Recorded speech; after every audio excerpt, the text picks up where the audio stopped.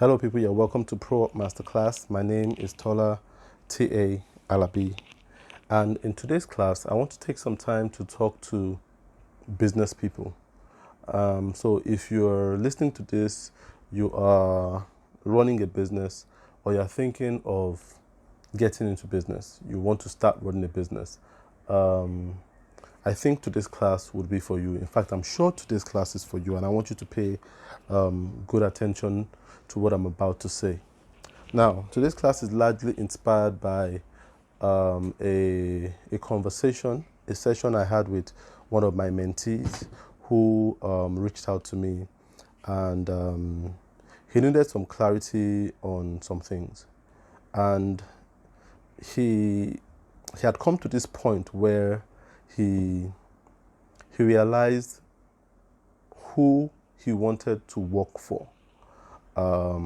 He runs a branding agency, and he came to this realization that he enjoyed working for charities and NGOs because they seem to have a very good cause, and he enjoyed the fact that he was working for a good cause. So he enjoyed jobs he did for charitable organizations, non-governmental organizations.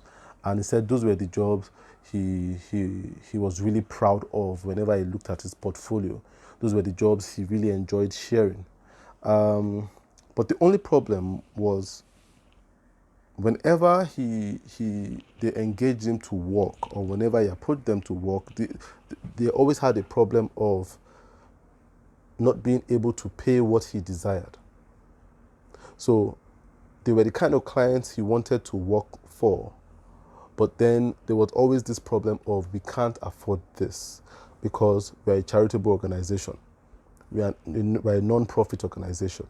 So we have a very tight budget. We cannot afford this cost that you are giving to us right now. So he had this issue, and it was something he was really battling with, and saying, what do? I want to work with these people. I enjoy working with them the most, but they can't afford me. And that really got me thinking. And I realized that if we are going to be honest with ourselves as business people, you would realize one thing.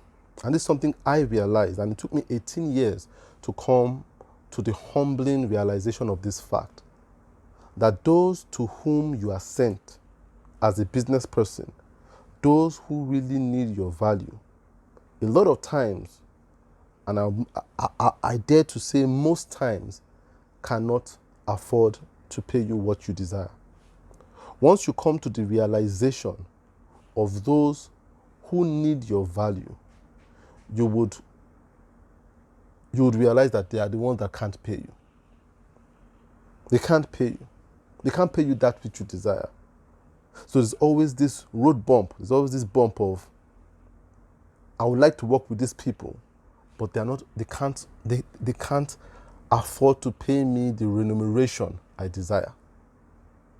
Now, the mistake a lot of businesses make is that we model our business around those who can afford us rather than those who need us. That's a fundamental mistake 99% of businesses make. So when you start a business, a lot of people start to think, okay, what do I love to do? I love to do this thing. I love to design. I love to take photos.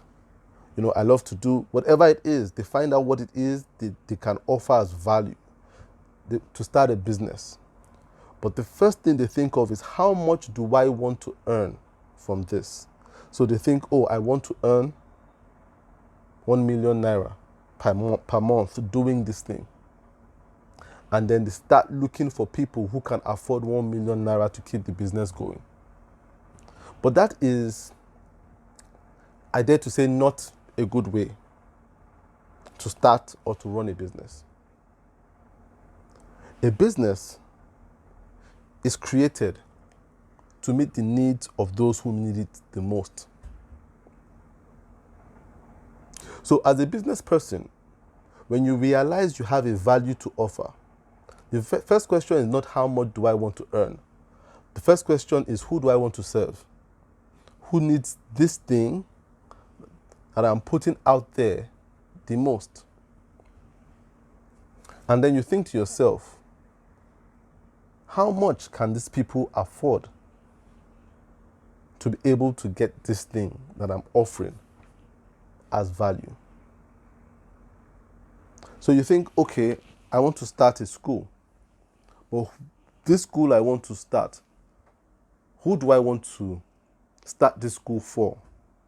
Who is this school for? And I must think of the people to whom I want to offer this service. Who do I feel I am sent to? That's why for every business person, you must be able to identify who you are served, who you are sent to serve.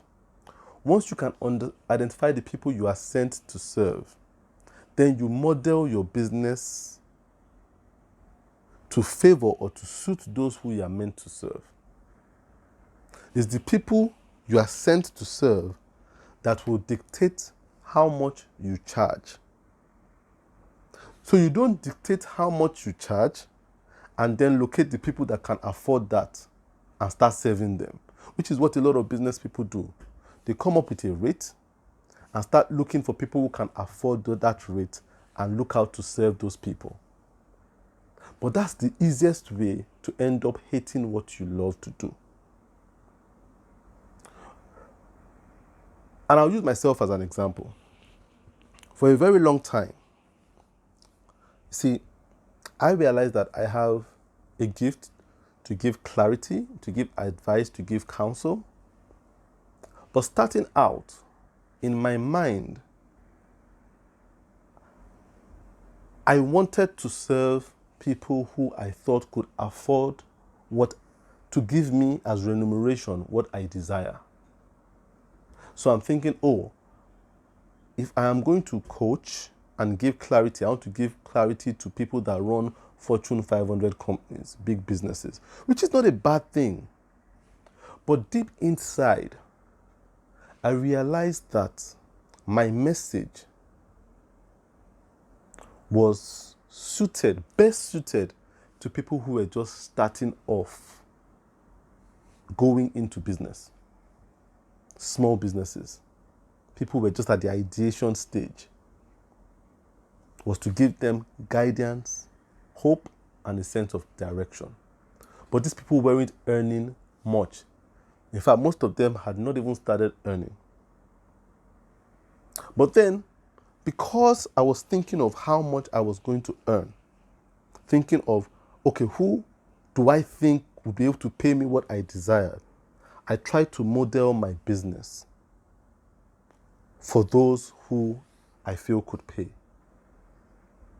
And for the first year, I remember my partner and I then started up our company as TA Consulting, and we wanted to really reach like what we call ambitious companies. So we came up with this very huge rate, and our rate was premium.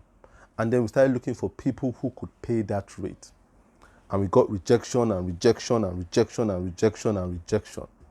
And to be honest with you, some people said some very offensive words to me as a person. And, it really battered my esteem, trying to get those people to whom I thought could afford my rate. It was very esteem battering. And even when we got people to work with, it wasn't a totally pleasurable experience. We didn't enjoy the process enough. I didn't enjoy the process. It wasn't fun. I was doing what I wanted to do, which was consult, but then it felt strained and it wasn't just pleasurable. But I realized that when a young entrepreneur reached out to me and I could give them clarity and direction and give them advice on business and life, there was a sense of fulfillment I felt. And I really enjoyed the process. And then I realized I was sent to those people. I was equipped for those people and not for the people I actually desired to give me the remuneration I wanted. So the compass, the North Star for every business owner is who you are sent to. That is who you model your business for. That is who you model your rate card for. So if you are sent to charities and NGOs, first thing you must think is, what can charities and NGOs afford? You must be able to take a sampling of what they can afford. And then when you take a sample of what they can afford, you charge what they can afford. Even though it is not what you desire. Remember, the aim is to work for those that need you the most. So you charge what they can afford, even though for you is a pay cut. But something interesting happens.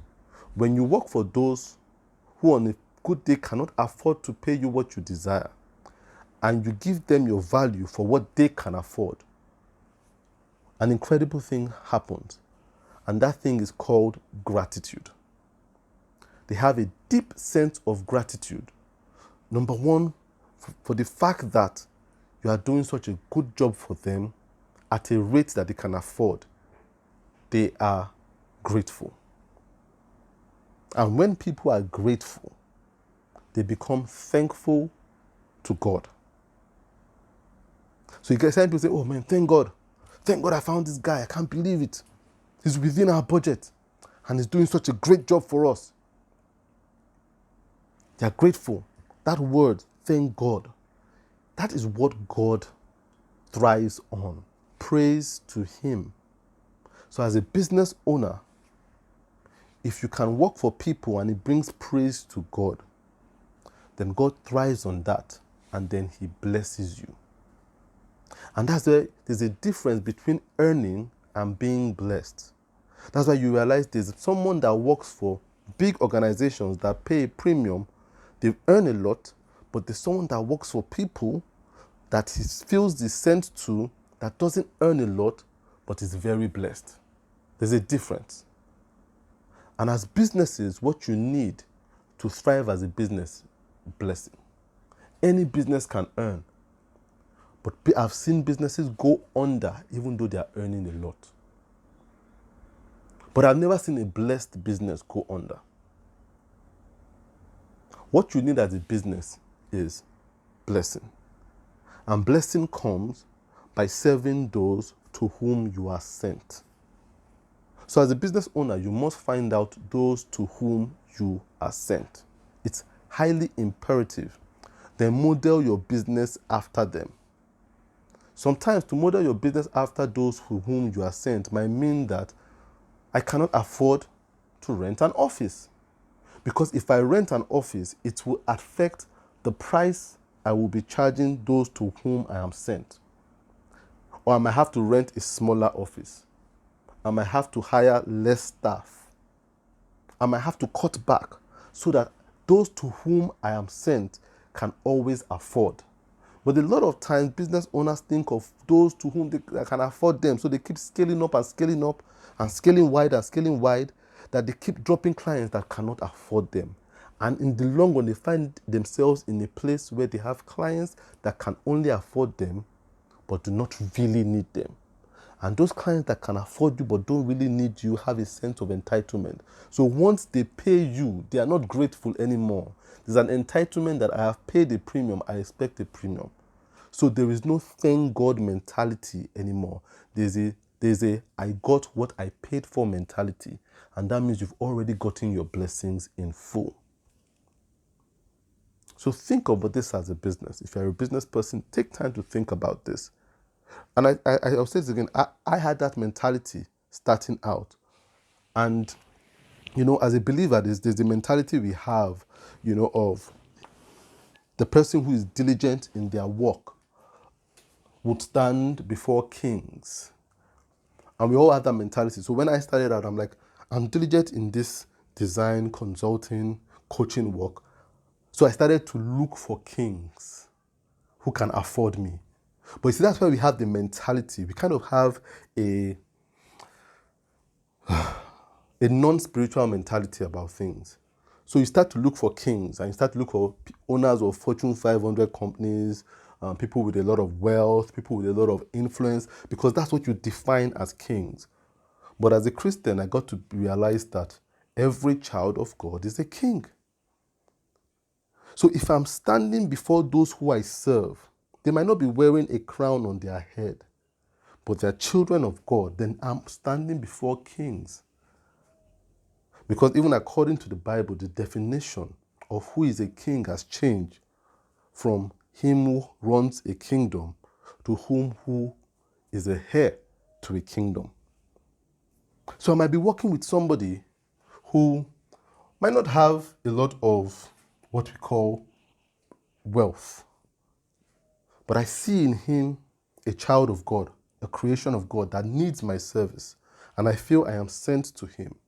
By working with him, I am fulfilling scripture that I'm standing before kings with my value. And that's why by serving him, I get blessed. Like I would have been blessed in the times of the scripture when the king was someone that ruled an empire. The same blessing is what you get, but this time you get it from God, not from a king giving you something from his large storehouse of wealth.